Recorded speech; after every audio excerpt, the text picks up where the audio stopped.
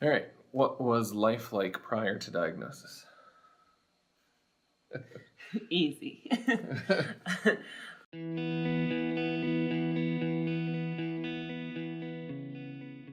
Theo was an easy baby and joyful always. He was just a happy kid. And We had only been married for 3 years, and Theo just turned a year, and we thought we had everything in front of us. How did you first know Theo should see a doctor? I had Theo out of town. Ted was home, and first thing in the morning, I gave him his straw cup with milk in it, and he was tilting his head, and he just kind of continued doing it throughout the day, and it seemed like not very alarming at first, and within a week, he was no longer sitting unsupported. He was really, really lethargic.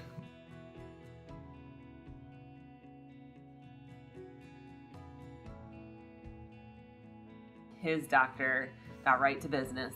He started talking to us about hydrocephalus right away. Well, we ended up at the emergency room where it was confirmed that he had a mass in his brain. Next thing we know, we're in an ambulance to University of Maryland where Theo had an MRI. His diagnosis was medulloblastoma.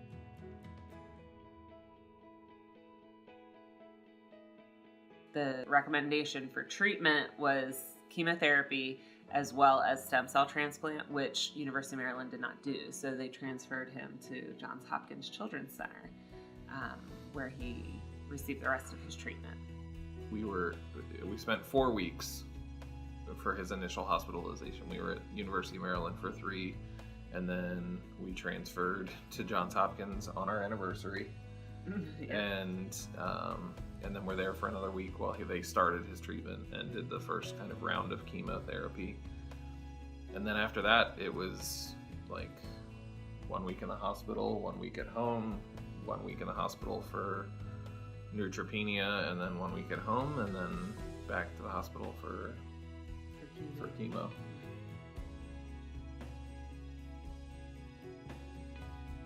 And to get real, it was not easy on our marriage. Again, our priority's Theo.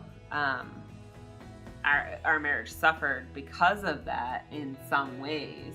It was really difficult. And without the support of our family and friends and the community, I think we would have really felt like we were on an island.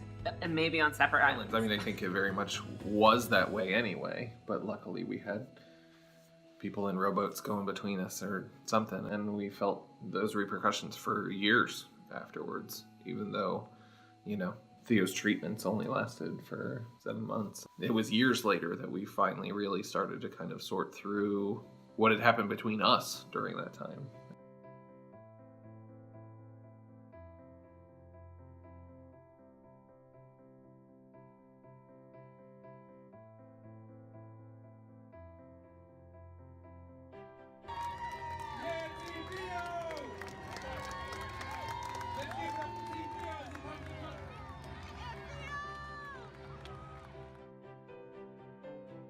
It's important to continue advocating, and I've learned a lot about the brain tumor community. I've learned a lot about the lawmaking process works and why it's so important to continue to kind of be the squeaky wheel. And so I bring Theo along because I just think it's important for people to see he's a person and this matters. I'm not just telling a story about some kid. This is, you get to see him. You get to, they get to see him in all and his little charming ways, and he gets nicknames like the mayor from all the other Head to the Hill people who meet him, and so being a part of that community is really difficult, but National Brain Tumor Society has made it kind of easier because there's information there, there's support there, there's a whole community of people who are bonded in this way that is so unfortunate, but also, very special. Yeah, I mean, I think I would just add one thing to that, and that's that there are people who aren't as lucky as we are, who didn't have the familial or the community resources that we did, and who need more help than we do on a daily basis.